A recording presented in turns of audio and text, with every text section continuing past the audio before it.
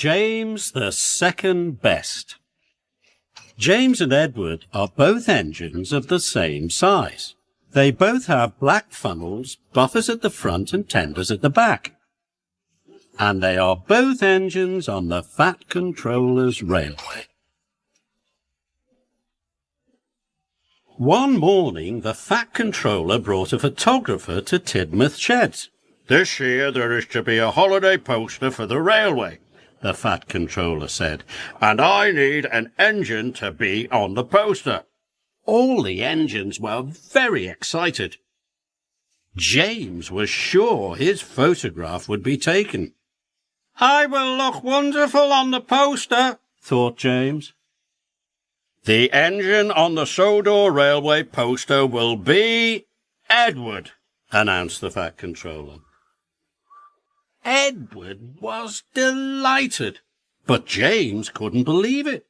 He was sure a red engine would be just the thing for the poster. The photographer tried to take a picture of Edward, but James got in the way. "James, leave the shed now," ordered the Fat Controller.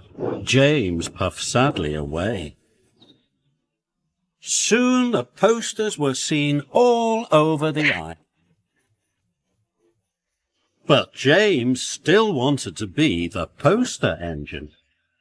"I wonder why Edward was chosen instead of me," James puffed.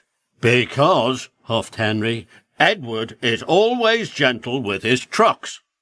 "And he doesn't mind doing the dirty jobs," puffed Percy. "And he's always on time," chuffed Thomas. James was cross. "I can do all of those things too," pouted James. "I'll show you that I'm good enough to be on a poster."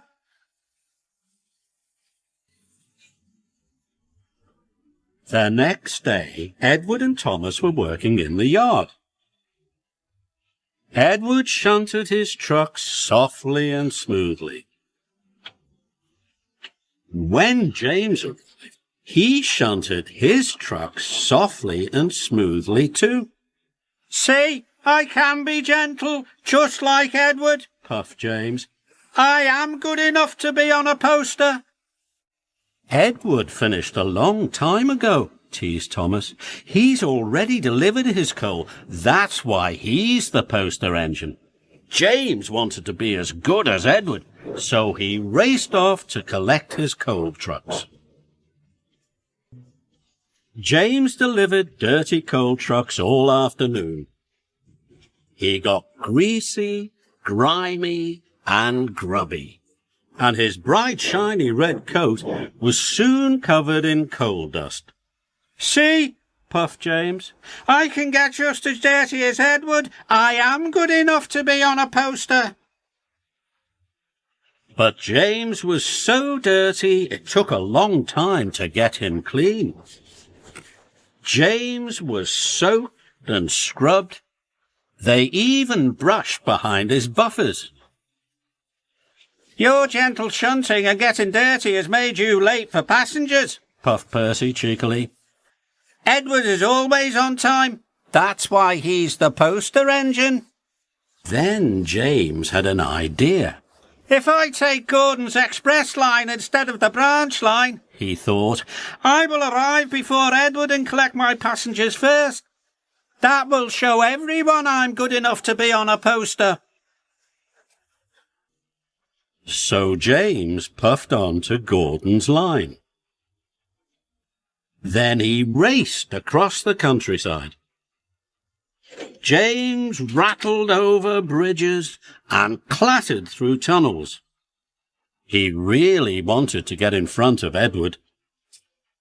James puffed back onto Edward's line. "It worked," laughed James. "I'm first." Suddenly the signal turned red. James applied his brakes and screeched to a halt. But Edward couldn't stop in time. "Sorry," puffed Edward. "I didn't have time to stop." "Don't worry," moaned James. "It was my fault for pushing in." You're finally in a poster, chuckled Thomas. Maybe you are good enough after all. But James didn't feel very good. He felt very silly. Soon Emily arrived with the Fat Controller. James, your racing around has caused confusion and delay, the Fat Controller said sternly. Yes, sir. Sorry, sir, James puffed sadly. Edward, your cylinder has been damaged. You can't take the children to the seaside today. The children at the station were very sad. But we wanted to ride on the poster engine, the children cried. James felt worse than ever.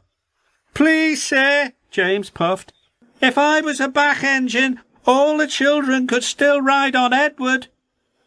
What a wonderful idea, said the Fat Controller.